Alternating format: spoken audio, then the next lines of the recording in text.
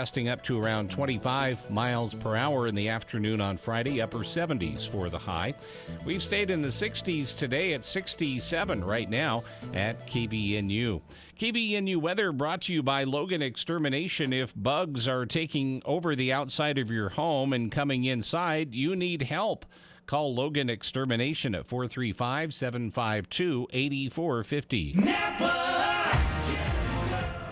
When you buy Napa Auto Parts, you're getting the best. Pull into any one of the 5 locally owned Preston to Providence Napa Auto Parts stores. They'll not only make sure you get the right battery or wiper blades, but they'll even help you install it. And if you need other work done, they can recommend a dozen Napa Auto Care Centers with ASE certified technicians. That's Napa know-how. Napa! KBNU News Time is 4:05. Utah has gone through a record-setting winter and a cool, wet spring. The moisture has left vegetation lush and green at a time when things normally start to turn brown. But a coming change in the weather pattern will start to dry things out. Carl Hunt, a spokesperson for the Utah Division of Forestry, Fire, and State Land, said they are seeing a little bit below average fire activity compared to recent years, but they are definitely drying out. Much of the drying out process has occurred in southern Utah, where a fire near Hurricane on Monday threatened homes.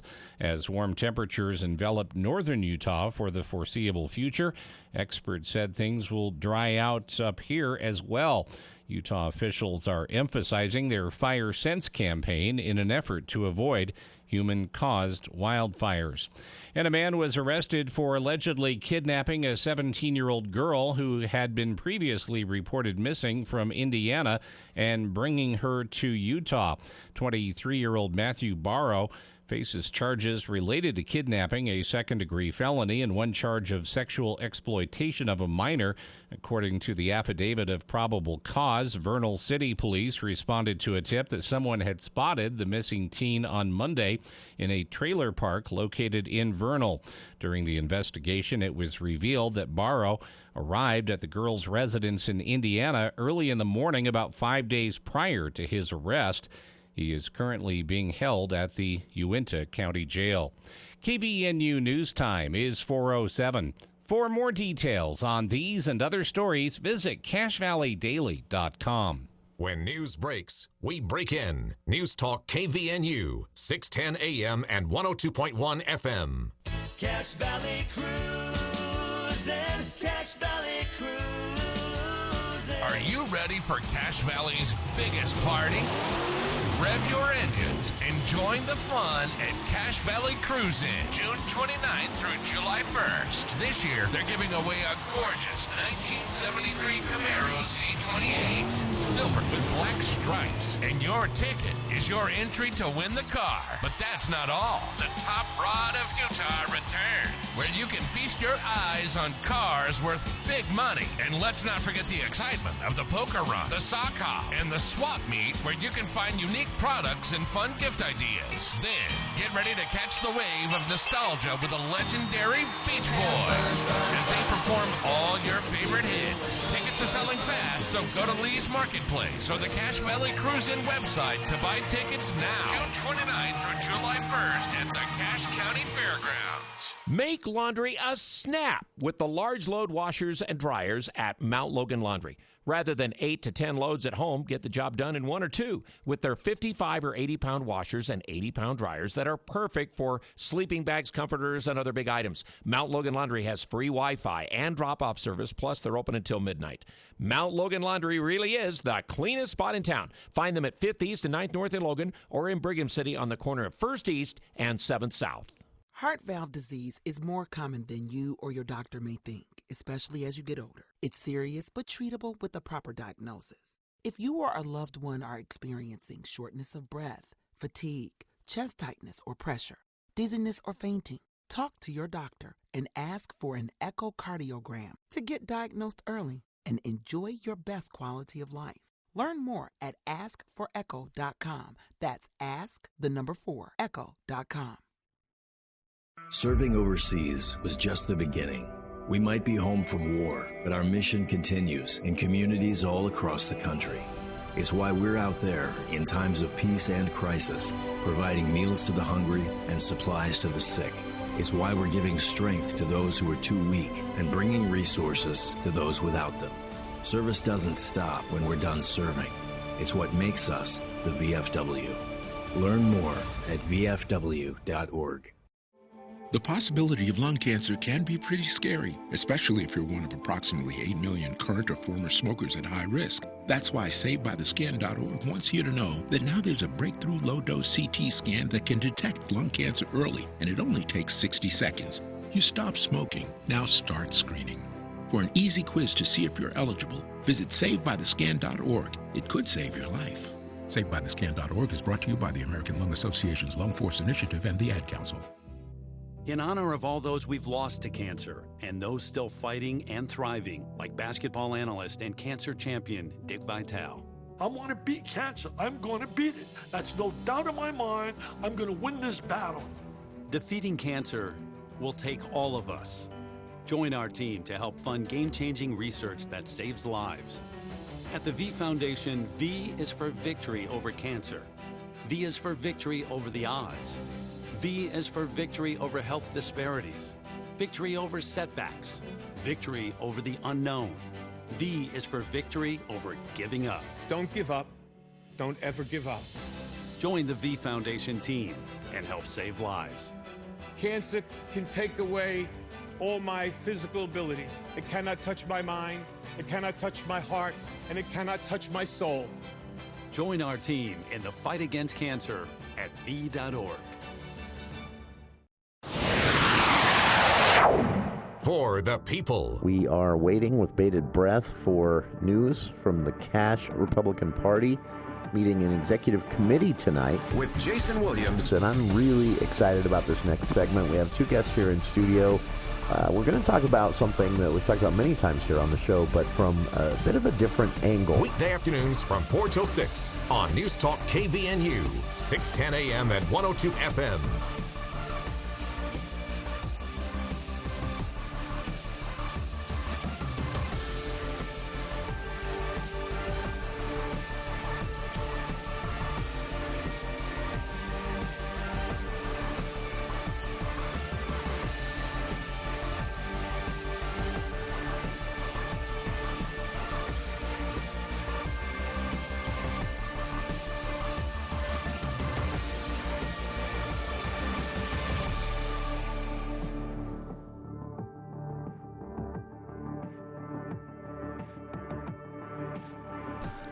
Welcome to KVNU's For the People, hour one of today's show. It is June. Beautiful, actually, out there. June First day of summer. 21st, that's right. It is officially.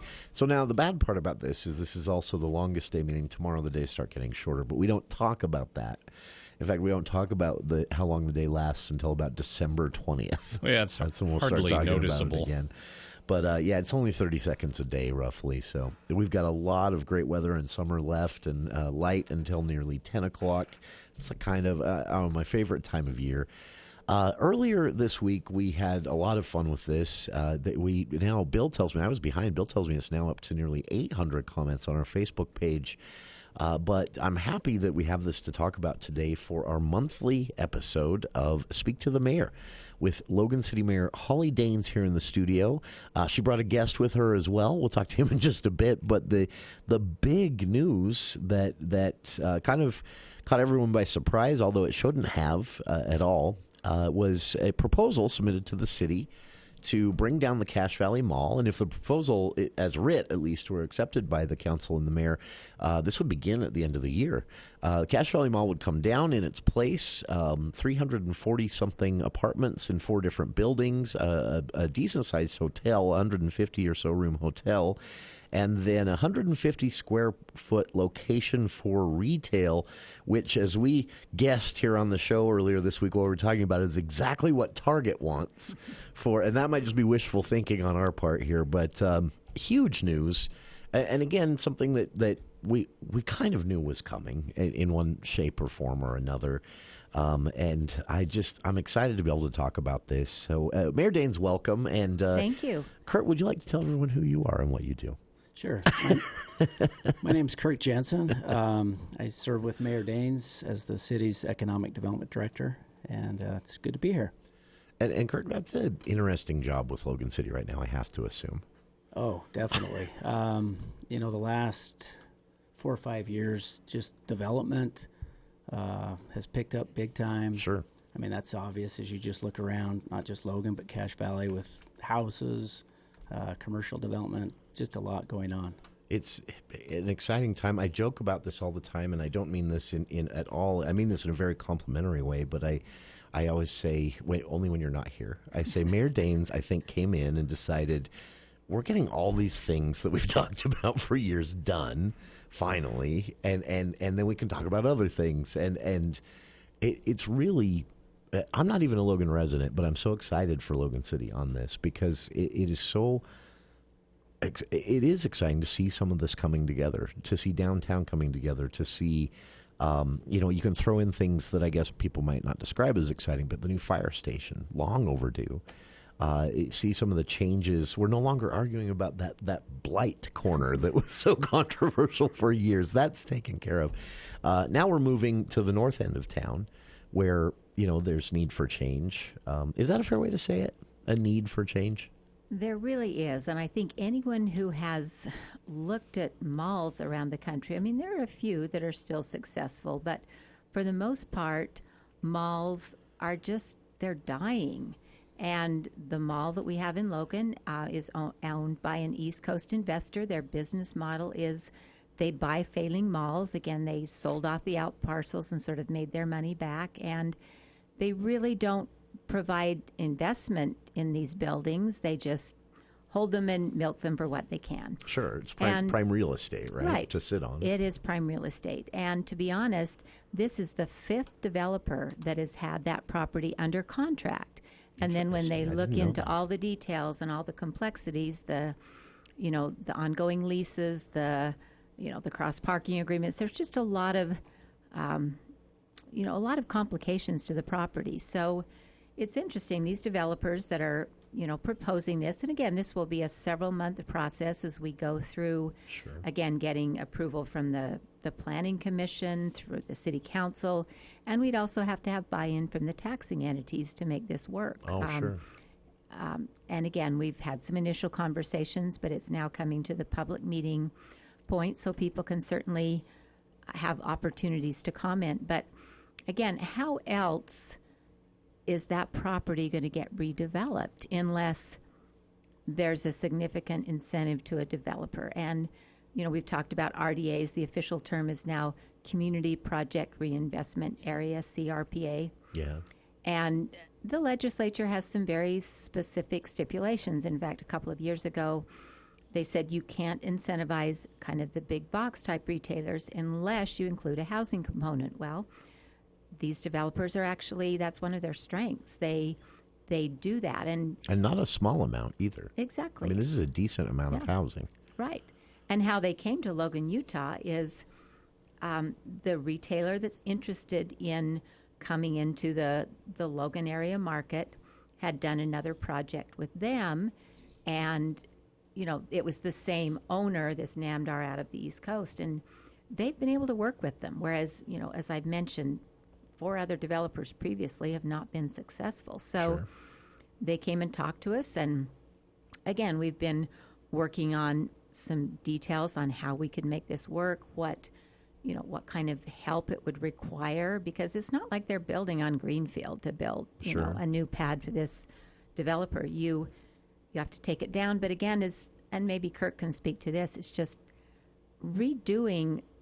No one's redoing those old malls. I mean, and initially the developer looked at doing that, but it's like, why? No one wants that kind of space. I mean, Kirk, do you have any comments on that? Yeah, I mean, I think you touched on it in the early going here. Malls are just kind of a dying breed. I mean, there's some out there that are successful, but for the most part, they're just tough. I think the age of the internet's changed that a lot with a lot of online business, putting pressure on the brick and mortar retailers. So mall owners have had to be creative to try to backfill that space. Sure. Some cases that's successful, other times it's not, but it's surely a challenge no matter what you try to do. It was interesting. Well, back to, so the reason I point out we had 800-something comments on the KVNU Facebook page with the Cache Valley Daily story that described the proposal. It shocked me that people were this passionate about malls and that area. But my takeaways from this, in 800-plus comments, I didn't see one that said keep them all. No, keep them all. There wasn't one. But it also struck me that everybody has their own particular preference on what the best use of the space would be. But I thought of something. So I'll use my preference. I saw everything. People were like, "Oh, we need a Top Golf. We need an indoor water park. We don't need a Target." Well, of course, that's going to be the preference of a percentage of people. But there's going to be a larger percentage, regardless of what your preference is, that doesn't agree with that. And so you try to, hit somewhere that's going to be for the city and for long-term planning the most useful. Right. So I was thinking of my preference. And my preference was always, I thought, bring the mall building down and do something like what you see at Stations Landing. Where you have this outdoor walking mall, like you see a lot of those in California, open air. Well, that's not great in the wintertime, But then I realized what makes Stations Landing, that Farmington shopping area, what it is. Station Park. Or Stations Park, sorry, yeah. Stations Landing that's a novel, I think. Stations Park is successful because it is attached to some of the biggest housing structures in Farmington. And it's near enough to other things that, So that's when I realized that, so scrap the part that's my personal preference, because I love outdoor malls.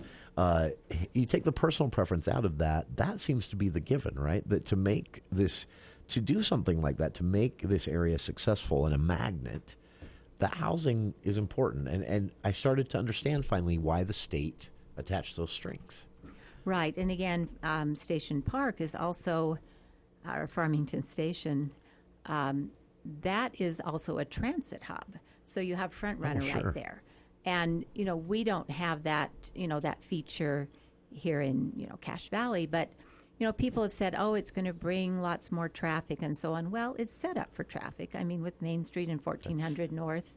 And you may have to put a light in on 200 East and do some things to mitigate. But it really is a good location for that. And you also think about how we do need to make our communities more walkable. So if you were, say, a senior citizen who couldn't drive anymore and you lived in one of these apartments, you would have groceries close by. You would have, restaurants and retail close by. You'd have access to the transit. There are bus stops nearby.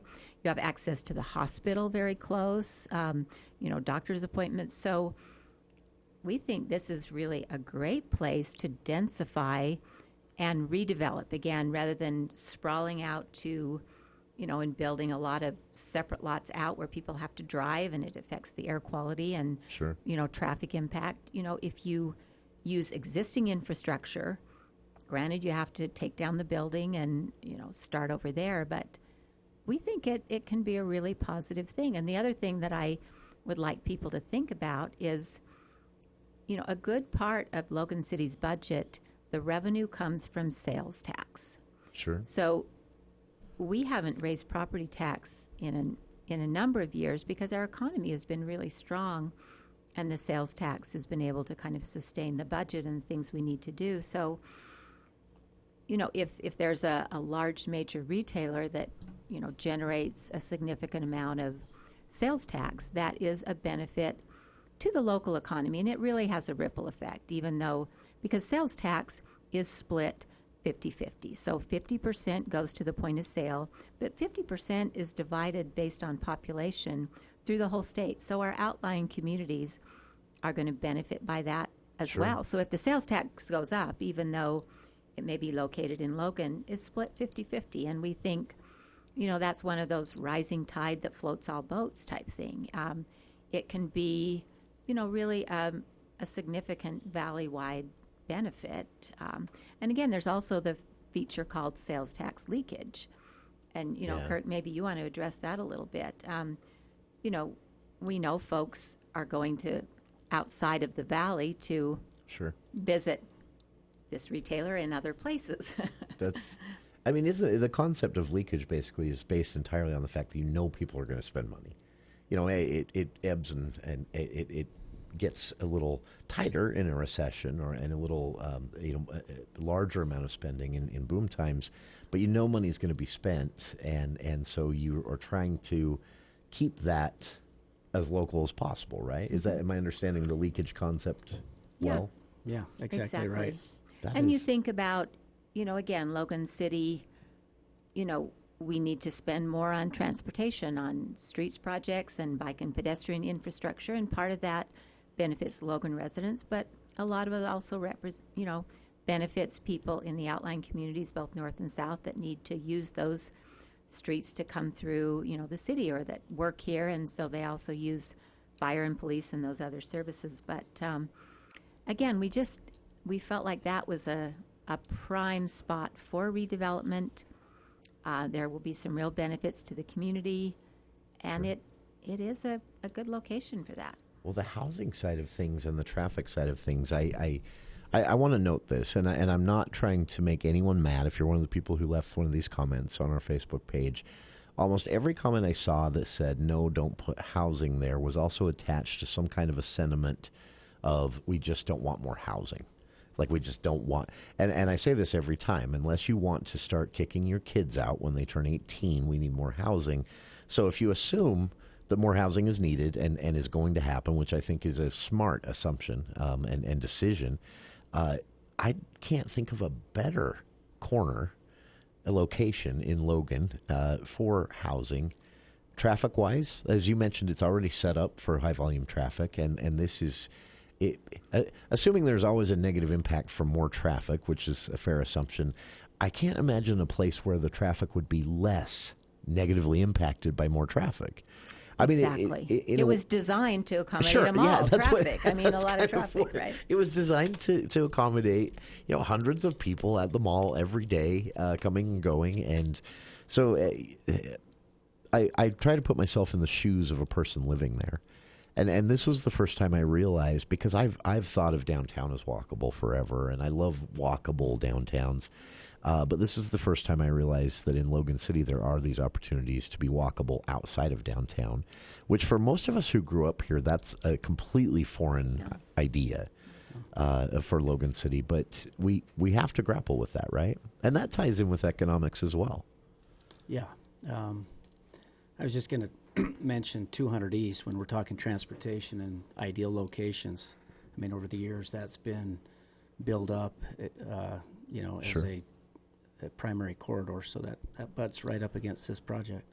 That's very nice. This is, I'm excited about this. I like the proposal. Has there ever been, and I mean this complimentary too, but has there ever been a time when the council and the mayor's office agreed on a proposal without any questions or changes? The proposal just came in and everybody said, yep, we'll do that. That just never happens, right? Right. And overall, we've been having conversations with our council, just two at a time. And, individually, we're very careful about open meeting laws, and now we're to the public meeting point. But, generally the feedback we've received is very positive. Again, there's always little tweaks or, details you need to work out. But, sure. And one other thing I might just mention on traffic, and Kirk mentioned 200 East, and we've worked through the Cache Metropolitan Planning Organization to really try and make that a corridor. It goes all the way out to Wolfpack Way. It's heading north. Eventually, that corridor is scheduled to go to Smithfield. Oh, that's we right. improved it, all the way. We now get to River Heights, and there's a river, and we can't get across. But, that's a line on a map for the future discussion. But North Logan recently got a grant through the Council of Governments, which gets some state funding, some local transportation tax funding, and that intersection at 1400 North and 200 East, again, North Logan has the project, but Logan is partnering. Oh, sure. Do we need to take a break now, and then we'll come back to that? Just to the news break, and then we've got the rest of the hour. And I would invite listeners, if you have questions or comments, 753-5868. This is a big proposal that would mean a lot of change, but change headed in a good direction for Logan City, I think. What do you think? 753-5868. Here in the studio with us, Logan City Mayor Holly Daines and Director of Economic Development at Logan City, Kirk Jensen, as well. And we'll be back with more after the news with KVNU's Bill Walter.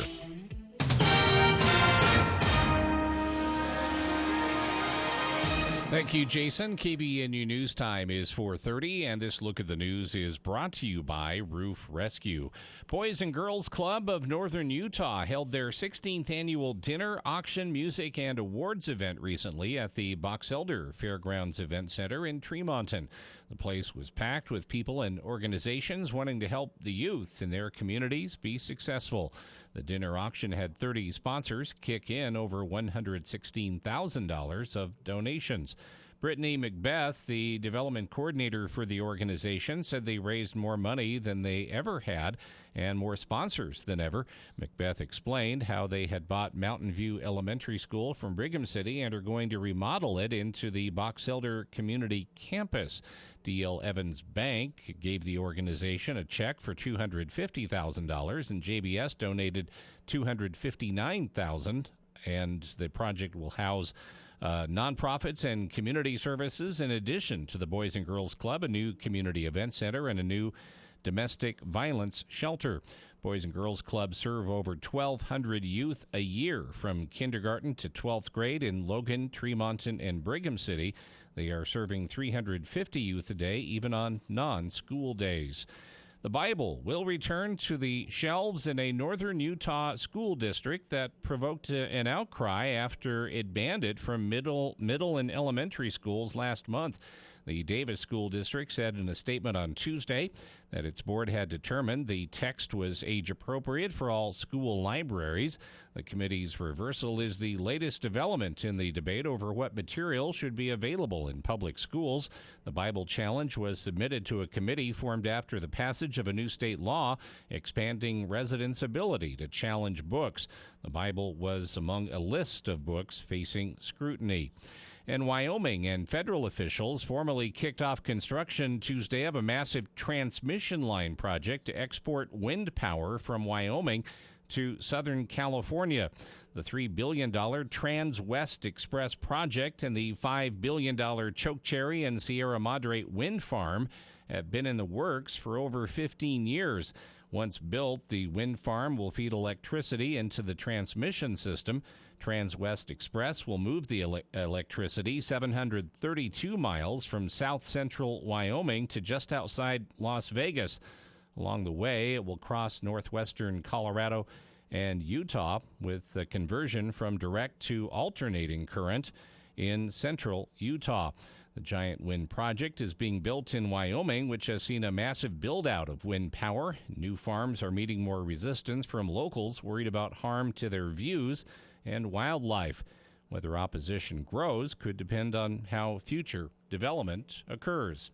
KBNU News Time is 4:33. This is David from Roof Rescue. This past winter in Cache Valley was the worst in recent memory, reminding us of the sheer power of Mother Nature. Snow, ice dams, and record low temperatures left behind a trail of leaks, broken gutters, and damaged roofs. Let's get those issues inspected and addressed so that when next winter comes around, you can focus your attention on your family, the holidays, and winter activities instead of leaks, drips, and ice dams. Call today for your complimentary inspection at 435-999-4268 or visit us at roofrescueusa.com. Roof Rescue, providing watertight peace of mind.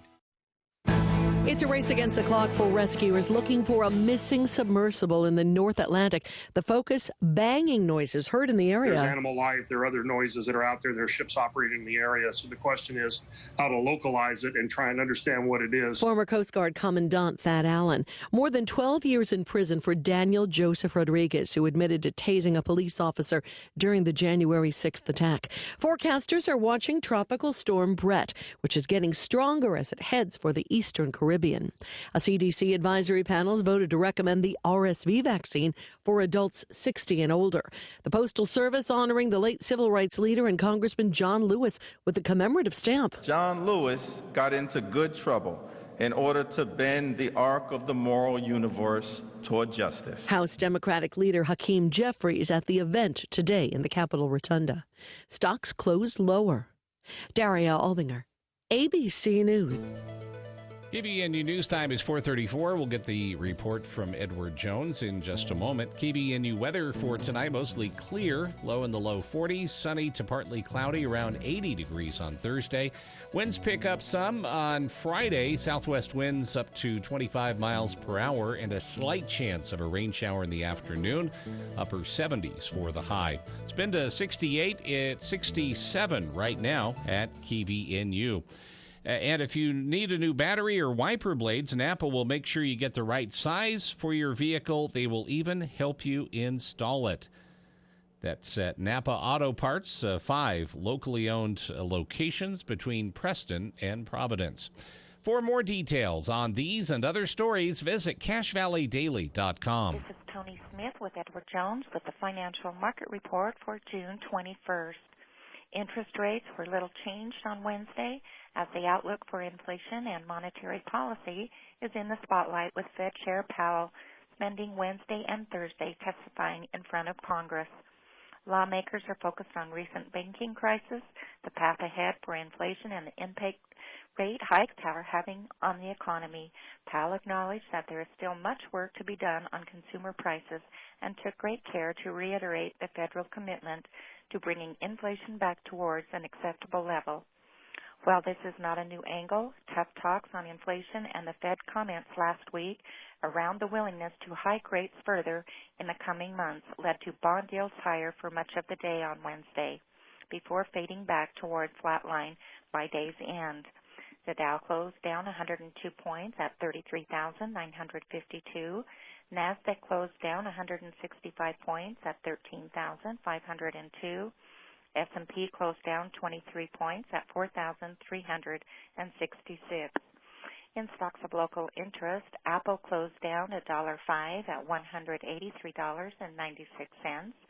Nucor closed up $2.38 at $151.90. Zions Bank was up 10 cents at $27.95. Amazon closed down 95 cents at $124.83. And Delta Airlines closed up 31 cents at $42.79. The spot price of gold closed down $3 at $1,944.70, and crude oil was up $1.43 at $72.62. This has been today's Financial Market Report for June 21st, brought to you on behalf of Edward Jones, member SIPC, and financial advisor Ted Karen, serving individual investors with personalized attention and financial advice. 878 South Main Street in Smithfield. Celebrate freedom this year in beautiful Bear Lake with country music star David Nail. David Nail performing live Monday, July 3rd at Heritage Park in Garden City. Bring your blankets and lawn chairs. Activities start at 4. Free concert at 7:30. Yes, it's free.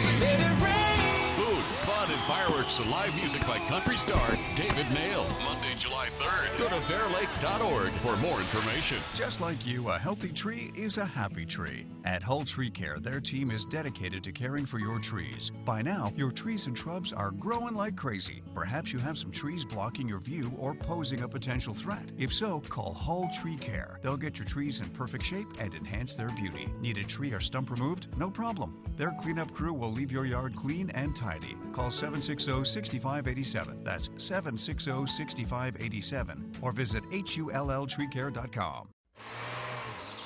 My dealership just fixed this transmission. We all know how it can be to go to the wrong place for transmission repair. Just a shift solenoid. Solenoid. Get no credit needed financing, only a AA MCO. We all know how it can be to go to the wrong place for transmission repair. Guy and his cheap transmission fluid. Get no credit financing to meet your needs, only a AA MCO.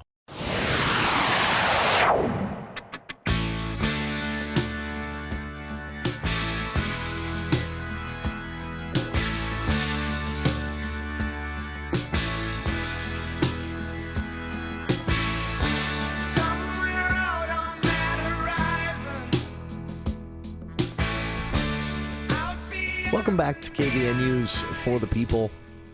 It is Speak to the Mayor, our monthly segment with Logan City Mayor Holly Daines here in the studio for the first hour of the show. And this week she brought a guest, Director of Economic Development at Logan City, Kirk Jensen, here as well. We're talking primarily about this proposal unveiled earlier this week to change up the mall area. The proposal as writ, not as finalized, remember that, by the city council or the mayor's office, but as writ, submitted to the city, would bring the mall down sometime end of the year, early 2024 at the latest, and in its place, four apartment buildings totaling about 340 plus apartments total, a hotel, about 150 plus room hotel, and then a sizable footprint for retail, which happens to be the size that Target requires as a minimum for locating somewhere in a walkable area of the city.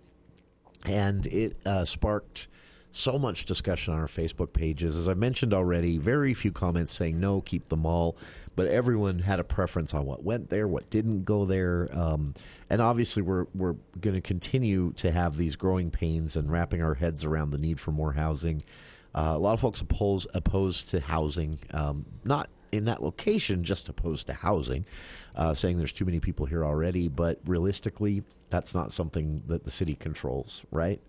For the most part. I thought of this too late. I should have told you about this during the break so you could be thinking about it. It just popped into my head. It was a question we got when we discussed this on Monday's show. That's worth asking here, but would this impact any other current buildings or businesses there in the area? I was thinking of the Wells Fargo building there on the street side portion of this. There are some, fast food places, and the Old Man Theater location has been built up into a bit of a business center. Would they be impacted in any way? I realize we're talking about a proposal that has not been finalized. But to your knowledge, so far. Well, obviously, when you're talking about tearing down the mall, we've got current tenants in there, and I can't remember the exact vacancy rate, but it's 60%, 70%. So it's largely a vacant mall. All three anchors are not there anymore. So, but there are still tenants there, and planning a project like this requires, relocation. So sure, that's going to be the developers working on that, reaching out to the tenants, trying to mutually find the most favorable outcome, whether it may be as a potential tenant in the new project, as there will be roughly 20,000 square feet of new additional commercial space in addition to the large anchor space. On the sort of the ground floor of like the hotel area, and again, there will be some additional small retail spaces, which should be great locations. I like that idea. That was in the proposal, that the bottom floor, the walk-in level of the hotel, would actually be kind of a little shopping area for the public. That's a cool idea. Yeah. This is an area that has aged, right, in general. The buildings around there, the other businesses outside of the mall footprint, those buildings have aged as well. Well, except for the Arby's. That just that's all new and looks nice. But again, they own their own pads. Sure. So, and that's outside of what we're talking about. Right. I mean, there may be some parking agreements or little negotiations that are taking place. But again, the perimeter businesses, will stay the same. They own their property. Again, the construction will impact them somewhat, but we'll try and mitigate that. But as Kirk mentioned, the developers will try and work with the tenants, with relocation costs or, they'd like to have a situation, if they're successful now, would they like to come back to space that will be, new space next to great retail anchors. Yeah. So that's, I think of, and correct me if I'm wrong, I believe it's empty right now, but the old Wells Fargo building there, on the Main Street side of this whole area, I'm not sure if it's empty or not. It was for a long time. Okay. That's right. I'm sorry. That's now the only point I'm trying to make here is that's now a prime location. When this is said and done, that's the place to be. So that has to be exciting for the businesses that are located around the mall right now compared to the situation they're in right now. The other thing too I wanted to add is, by setting, well, we're creating the mayor called it a community reinvestment project area. So that's basically the public-private participation vehicles. That's a way for the city to participate, the county, the school district on this project. That project area will have a 20-year life cycle. So while we foresee immediate development, as far as the tear down of the Cache Valley Mall and a new mixed-use project put in place there, when you refer to some of those out pads and even some of that land that's vacant going south of the Cache Valley Mall over a time horizon of 20 years, I mean, any big new development is going to stimulate more activity. In many cases, for a business, that will just mean more customers, and that's great. But should it, lead to a situation of redevelopment for perhaps other parcels? I mean, that's the owner's prerogative. If they so they'd have those conversations directly with the business owners, and not. And the it doesn't city. need to be immediate either. That's. You see these things when a project of this on this scale and scope, you do see a lot of that ripple effect, right? Where people decide, they're going to jump into this and do some redevelopment of their own on their specific business location. But that's because this is a long time ago since I had an economics class, so correct me if I'm wrong, but that's because they see that ripple effect affects them. Business gets better, and then they're in a position where they can say, okay, we're going to do some remodeling or some even rebuilding as well. It speaks, I guess the point I'm trying to make, it speaks to a gigantic spot in Logan City that becomes a bit of a destination itself, as opposed to, which is what the mall once was, and is no longer so much so. Right. And that's a goal, right? That's not an accident. And you want a really strong downtown, and you know how hard we've worked on downtown, and I think we're making great strides there. We also had a redevelopment area on the south end of town. I don't know if you remember what our south entrance looked like a few years ago. I mean, we cleaned that up.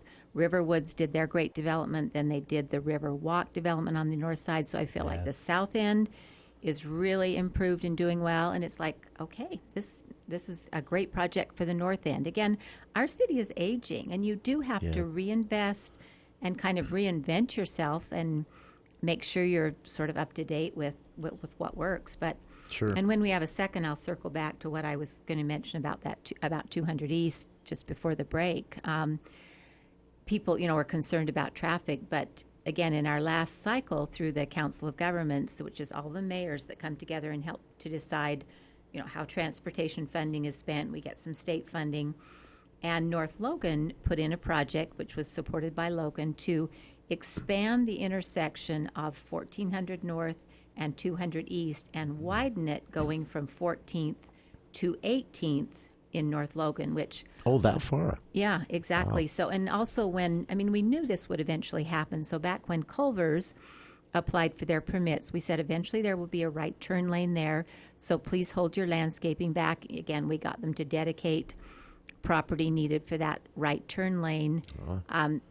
Again, that was kind of why the landscaping is the way it is, so we can come in and we're not disturbing, very much when we... I'm glad you told me that, because that has always kind of driven me nuts when I drive past them. Why did you sit so far back with your... Now I get it. It was a plan. Again, our public works folks, as they looked at the master plan, it's like eventually... So, again, there are some intersection improvements already planned, and, will be...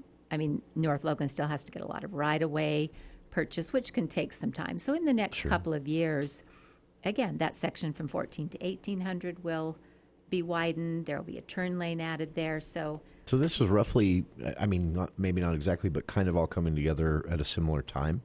Because if this mall proposal started even the earliest, the end of this year, we're looking at a couple of years, right? What are they? They're thinking. Total? Yeah. They're hoping to get the major retailer built a little sooner than that. Oh, really? But again, I don't predict construction projects anymore. I'm always wrong. Probably about 18 months, the typical construction period for something like that. Yeah. Just a year and a half. And again, if North Logan, I just know, for instance, we're working on 10th North on a major project to widen that from Main to 200 West. and also the project we've been doing on the bridge there down at 200 West and 600 South on the south end of town. I mean, to widen, a couple of blocks of, again, you are doing property purchase, little purchases from, 20 different owners, and each one has to be individually appraised, and you negotiate with the owner. And so some of these projects just take a lot of time. But the good news is it's planned. It's at least partially funded. I think it's, hopefully if the appraisals come in reasonably, it should be funded. So it's a good thing. A question from a listener here that totally takes us on a tangent, and then we should get back to this one. Of course, it's an important discussion, but a listener wants to know, well, I'll just read it. Does Mayor Daines have any news on Ted's Corner? I assume they mean 3200 South out there on the highway. I think that's what they're talking about there. I guess I haven't seen it for a while. I guess there's a lot of what appears to be construction and rerouting going on there right now. Yes, we were informed not too long ago that the state finally stepped in and took action. So there is a plan, a state action plan in place. It just completed the public hearing. So basically, the property owner has hired BioWest to mitigate that. There is some major environmental mitigation that will be taking place over the next year to year and a half. So some soil removal, some water adjustments. So again, if someone wants to shoot me an email, I can actually send them the whole plan if they want to see the details. Again, my email's on the website if you want more details. And that is going through to a light, right? Eventually. That's the goal. Near that, again, because we tried to buy property from Ted several years ago and he wouldn't sell, it got shifted. But in the area of that intersection, yes, there will eventually be a light that UDOT is putting in. But again, just getting that property cleaned up will be a huge win for the valley. Excited for people at the south end of the valley because that is a dangerous little stretch of road sometimes of day. Yeah, not to mention an eyesore and an environmental hazard, as we've learned what triggered it is the state finally came in and did some testing, and they learned there was a problem, so then they've moved to solve the problem. Good news. Appreciate that question. We'll get back to the mall topic here. There's so much more to cover, and we have some time to do it. If you have a question or comment for our guest, 753-5868. Logan City Mayor Holly Daines in the studio, and Director of Economic Development for Logan City, Kirk Jensen, as well. And we'll be back right after this. When a tiny drop causes a ripple and becomes a wave, it travels through all corners of the planet, sustains all forms of life, and provides streams of wonder, rivers of adventure, and oceans of discovery. One drop connects us all. Reserve your visit now to Loveland Living Planet Aquarium, a nonprofit organization. Intermountain Budge ENT Clinic has an experienced and caring team of physicians and staff to assist you with all of your ear, nose, and throat concerns, including head and neck surgery. Doctors Kaiser and Wilson and their staff at Intermountain Budge ENT Clinic will work together to provide excellent care and support throughout the entire surgery process, from your pre-op visit to your full recovery. And they accept all insurance. For more information about Doctors Kaiser or Wilson, search Budge Clinic ENT or call 435-716-1420. Local care with Intermountain expertise. With so much financial uncertainty, are you wondering if your retirement savings will last? The market's ups and downs can keep you guessing, especially if you're approaching retirement or considering it. Your Edward Jones financial advisor can help. If you have more questions than answers about what's next, they can work with you to help ensure you're prepared for the future. After all, retirement isn't the end of the road, it's a new beginning. Call one of the 7 branch locations in Cache Valley or go to edwardjones.com. Edward Jones, member SIPC. When it comes to home care, it's important to know you have a choice. If you or a loved one is in need of hospice or home health services, remember that Primrose Home Care and Hospice believes in treating the patient as well as the problem. We work directly with you and your doctor to create a health plan that's catered to your needs. Our team is devoted to providing options in the freedom and safety of your own home. Visit us at primrosecare.com or call to schedule a free consultation. Primrose Home Care and Hospice, your local hospice and home health provider since 2006.